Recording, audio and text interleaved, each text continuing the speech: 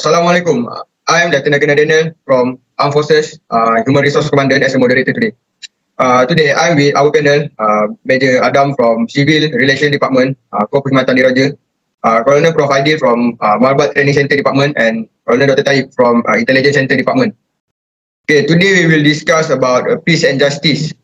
Okay, we go straight to the point from Major Adam. What is the meaning of peace and justice? Okay, thank you to Daniel.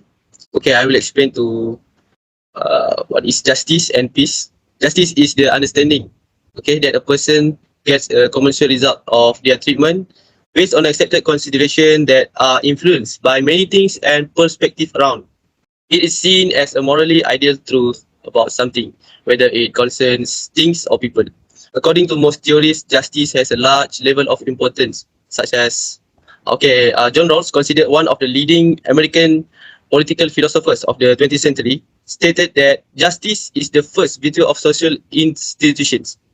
As is truth in the system of thought, most people believe that injustice must be fought and punished, and many movements socially and politically around the world struggling to uphold justice. But the sheer number and variation of justice theories gives the impression that it is not clear what is demanded of justice and the nature of injustice, because the definition of what justice itself is not clear. Everything is in place.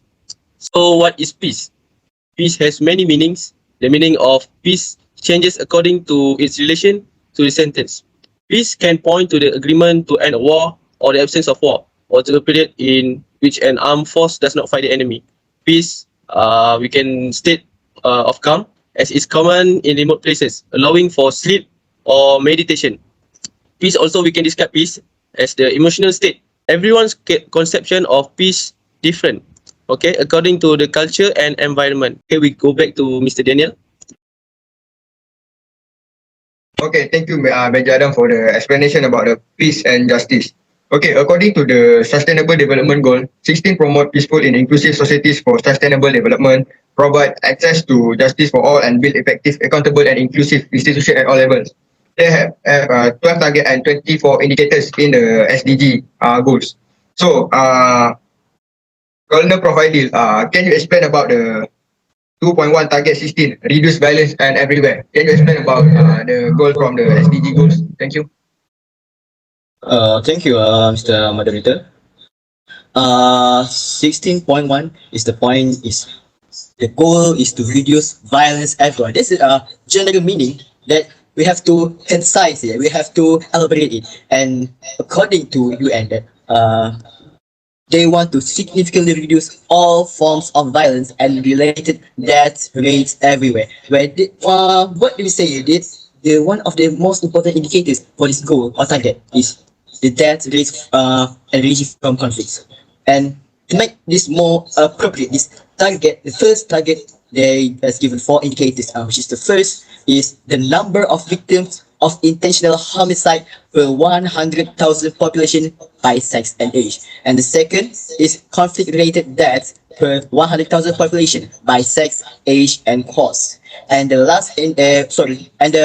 third indicator is the proportion of population subjected to A, physical violence, B, psychological violence, and C, sexual violence in the previous 12 months or a year previously. And the last indicator is the proportion of population that feels safe walking alone around the area they live. There's the 4 indicators in the first target in our goal today, to reduce violence.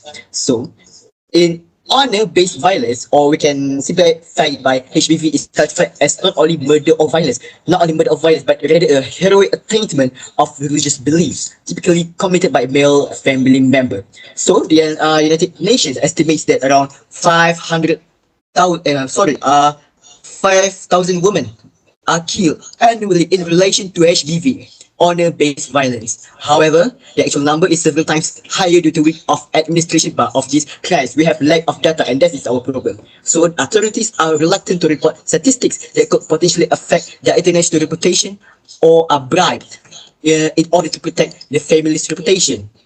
So the target indicates it instills the concept of bribery further in other targets. And target number 2 in the 16th development goal portrays the lack of the crime reported. Work of guys, men are more likely to die on battlefield, but women will be targeted for even some regarded as more worse violence such as sexual violence, exploitation, and other violations. And the economic growth is affected by violence. Okay, that's all from me. Thank you. So we move to Colonel Dr. Taib from the Center Intelligence Department. So based on the 16.1 reduce violence everywhere, what you can explain about incident in Palestine and Israel? Thank you, Doctor. Okay, first of all, thank you for having me. It's quite a hard question. How to solve the problem or the crimes or the violations in the Israel and Palestine conflict? This conflict was a long period and a long-lasting conflict. I think it is very hard to solve this problem, but never mind. I will explain to you just some of the solutions or my opinion how to overcome the conflicts. Okay, before I'm going to give you the solution, I will give you a little bit of briefing. The conflict of Israel and Palestine already bring up to the ICJ or International Court of Justice, and I think this issue is not a brand new issue. And violations and crimes, I think both are making it. But overall, I study people in Asian continent. See, Israel make the most crimes over Palestinians. One of the example is, the settlements of the Palestinian territory in the West Bank, especially in the West Bank, and the attack on Gaza. IDF or Israeli Defense Forces claim that people in Gaza or terrorism in Gaza, they are protected by civilians. That's why they cannot be to be very just and give a very good judge to the public, because when you are protected by the civilian, if you are one of the soldier or a terrorist, when there is civilian in front of you protecting you, and there is one your official soldier like IDF. I mean, I'm referring to the IDF. IDF is attacking the terrorism. The public is defending the terrorist. It is quite hard to see who is at the right side. Okay, from here only I can conclude that it is very hard to find the solution in this case. Thank you. Going back to your Daniel. Okay. From the SDG goals also, we can see they are trying to make a peace in the world. So, Major Adam, why peace is important to us to achieve the sustainable development goals from the UNICEF? Thank you. Can you answer that? Okay, thank you, Daniel. So why is peace important? Okay, there are many things that are important in this world. So one of them are peace. Okay, history has been proof of the thousands of war which have taken place in all periods at different levels between nations. Thus, we learn that peace played an important role in ending this war or even preventing some of war that should not be. Okay, in fact, if you take a look at all religious scriptures and ceremonies, you will realize that all of them teach peace. Okay, all of the religion, Yeah, that's true. including yes, that's true, right? All of religion teach peace. Hindu, Buddha, Islam, or Christian, all of them teach peace. They mostly advocate eliminating war and maintaining the harmony. Okay, in other words, all of them hold out a sacred commitment to peace. That's what the religion teach them. So it is after the thousand of the destructive war that human realized the importance of peace. Earth needs peace in order to survive. This applies to every single angle, including wars, pollution, natural disasters, and even more. Okay, when peace and harmony are maintained, things will continue to run smoothly without any delay.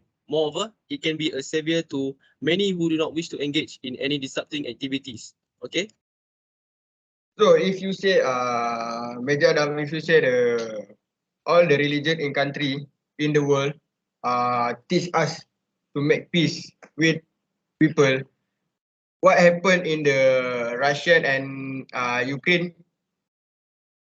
Because we can see they also got incident right there. So can you explain about the Russian and Ukraine? Thank you.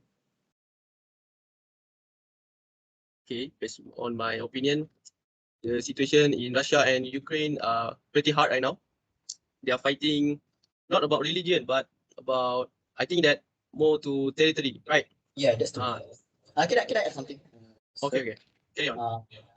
In my opinion, that the conflict of Russia and Ukraine is not really about religion, because not all we can boil them all things on religion. Because the thing is here is geopolitics. They're about territory. They're about geography. They're about the balance of power. That's why our 16th goal to achieve global peace and sustainable goal by the UN. We're gonna make sure that we can cooperate globally. We're gonna eliminate all the frustration and all the findings between each country.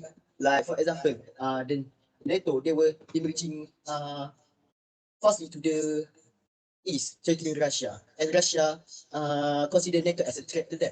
So this is a simple version of how the war is going on now, and this is why we must enhance understanding between each block of the world. The West and the East should come. We should be together. We should enhance understanding this to avoid war and conflict. Because when two powers go more each other, who is the more affected? Who is the more affected? The civilians itself. We can look at the war itself. It cost millions of Ukrainian refugees scattered around the world. Not only under Russia-Ukrainian war, even the war around the world in the Middle East, in Yemen, in Iraq. And that's why this goal, we're gonna push for the global peace. Thank you. Okay, thank you for the explanation. So according to that situation and the goal from the SDG in the 1610, ensure public access to information and protect fundamental freedoms. So Colonel Dr. Taib, can you explain about the public access to information and protect fundamental of freedom? Because we can see both of nations like Russia and Ukraine fighting incident in Yemen, Afghanistan, and even though incident in the Israel and Palestine can make a freedom from for their people. So can you explain about their target? Thank you. Okay, I get it. Okay.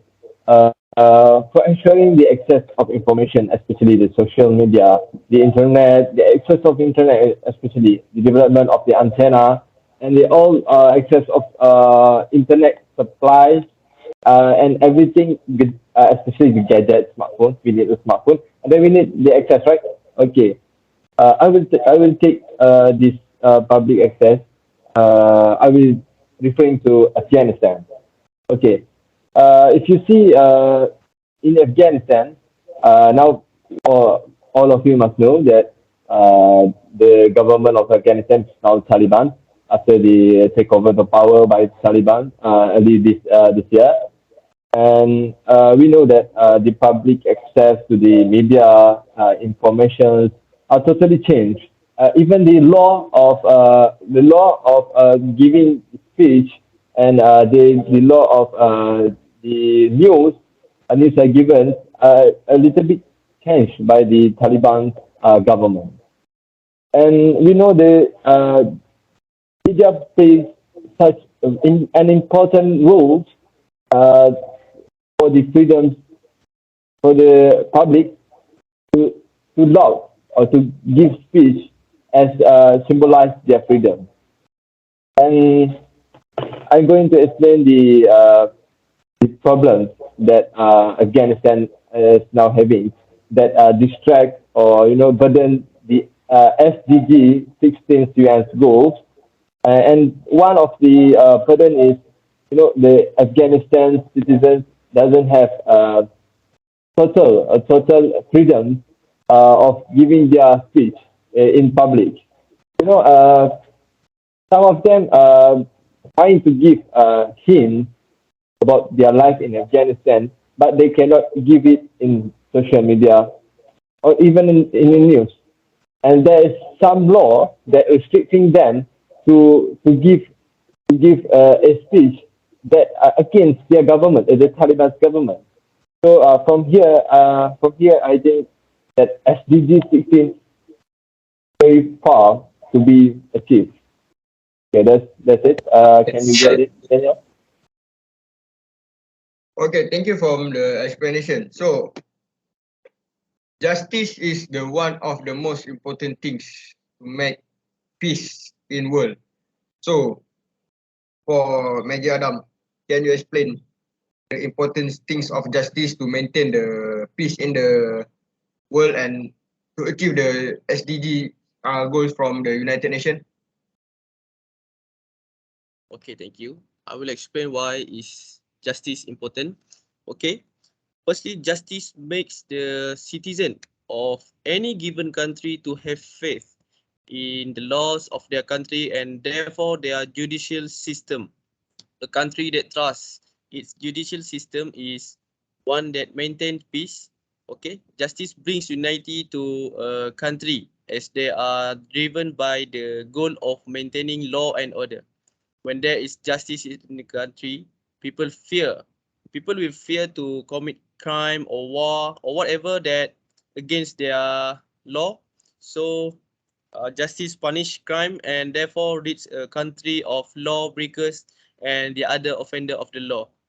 Justice also gives voice to the poor people and the weak, and therefore the rich and powerful cannot take the advantage of the poor people. So it opens to the public to supporting the law and reporting cases of crime with faith that justice will be served. That's why justice is important in this world. Back to you, Daniel. Okay. Providing the war that happened in world, the war in happened in the world also involved for give a bad impact for children. Can you explain about their goals to protect the children from sexual abusing, exploitation, trafficking, and other violence? Because from the SDG goals in the 16.2, we can see that they want to promote the justice for children. Because right now, from the war that we can see around the world, they also give a bad impact to them. Can you explain about their goals? Thank you. So if one of the targets of our sustainable development goal number 16 is to protect children from abuse, exploitation, trafficking, and violence. And yes, most of these problems are caused by war and conflicts around the world. What do by the UN mean by the one of our target is to end abuse, exploitation, trafficking, and all sort of forms of violence against and torture of the children.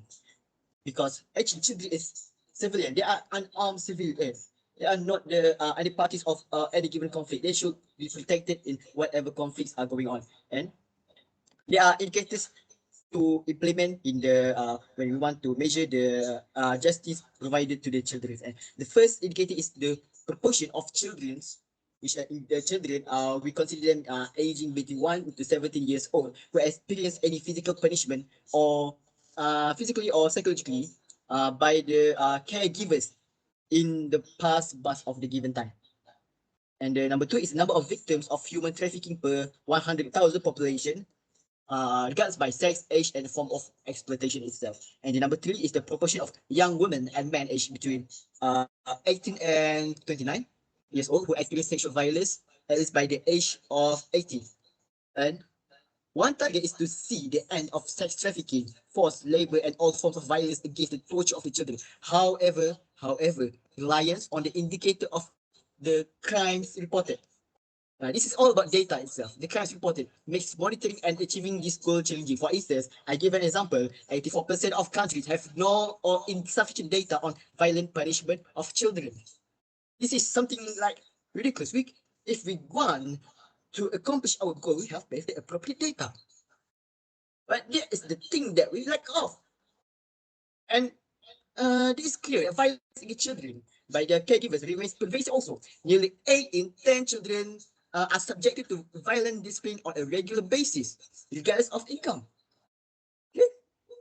And the global pandemic has magnified the challenge of child protection and mental health services instead of prioritizing them. With this occurring in this world currently, no country. Okay, Prof.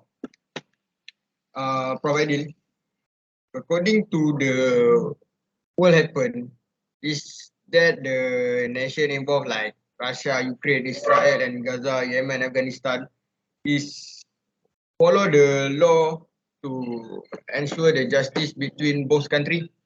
Because from the SDG 16.3, they said they want to promote the rule of law and ensure equal access to justice. So can you explain about that?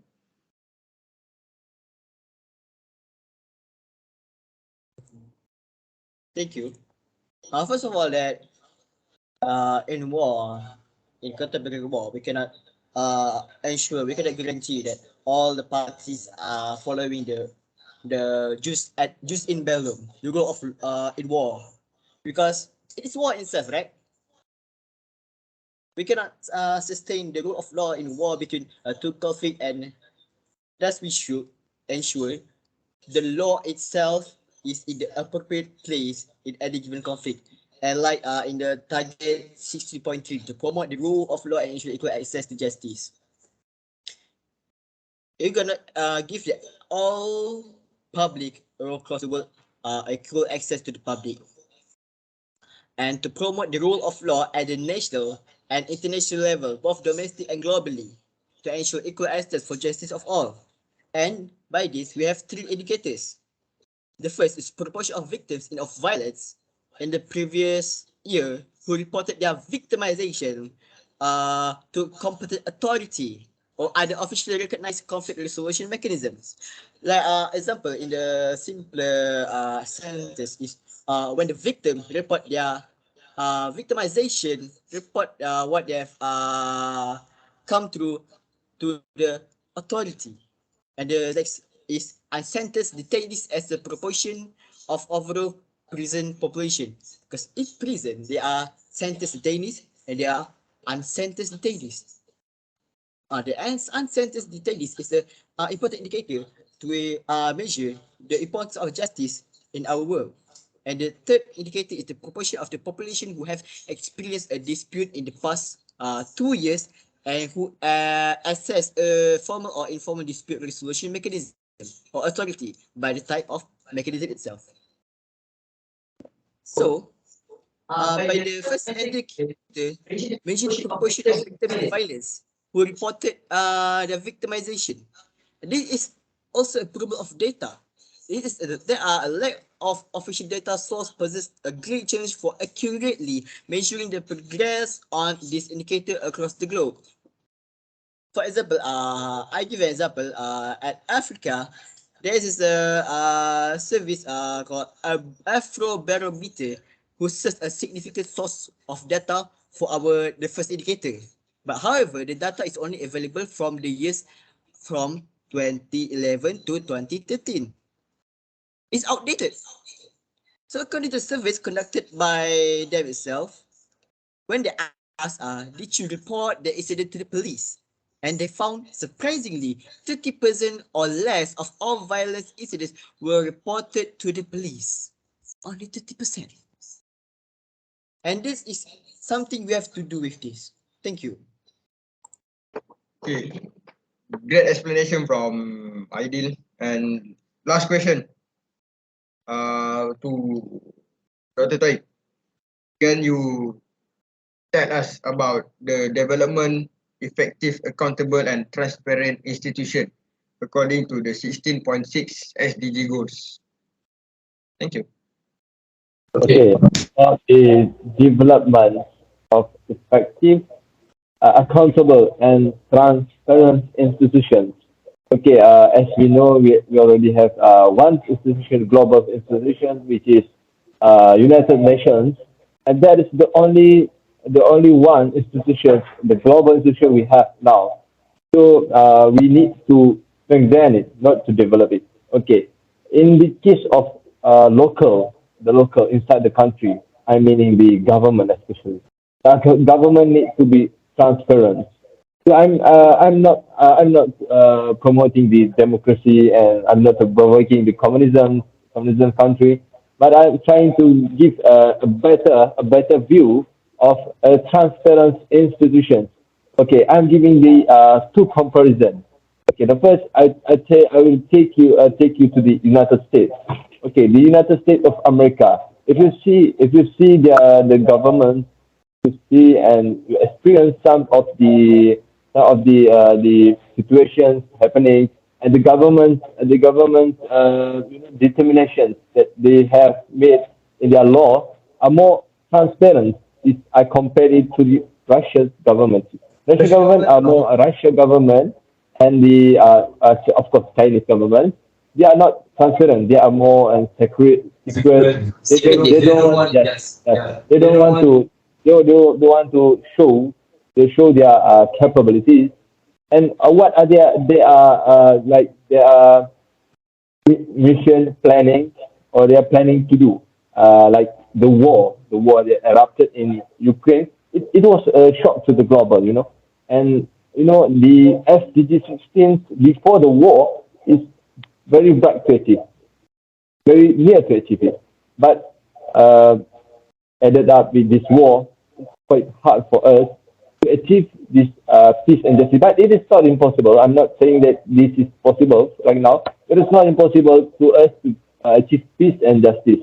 So we need a transparent institutions, include United Nations now, and the local authorities inside our own countries, especially our governments, to be cooperate together in the world now. The situation is not quite well now, so it is very critical now. This is the time for all governments around the world to cooperate and be transparent. Please, that's it. That's it. Daniel. So, Dr. Taib, what can you conclude from our forum today about peace and justice? Okay, as this is important missions, and quite hard to achieve it. Very, very hard to achieve it right now. Justice and peace is not an security and the issue of hunger. Peace and justice is more general. It includes the food security. It also includes the people security. It includes all the human security, and the nuclear. Yeah, I forgot to mention it. Also the nuclear security. We need a peace world. Yeah. I know a lot of countries have nuclear access, especially Russia, US, France, United Kingdom. But the control, the armament control, plays such an important role here to maintain peace. Yeah. I'm just mentioning peace. Yeah, and the justice is very hard to settle. A stable law to prevent the nuclear war. So I'm just mentioning that peace and justice is not impossible to achieve, but it's very hard nowadays. So we need cooperate for all the world. That's all from me. Okay, thank you to our panel, Lieutenant Dr. Taib. We have here Major Adab and Colonel Dr. Taib, Major Adab and Colonel Prof. Aidil, for giving a great opinion and explanation about the peace and justice today. We hope we can bring the peace to our own nation and United Nations. We hope United Nations can implement these things to other nations to make peace and justice around the world. Thank you to all of you for joining us in this night forum. Thank you and see you again.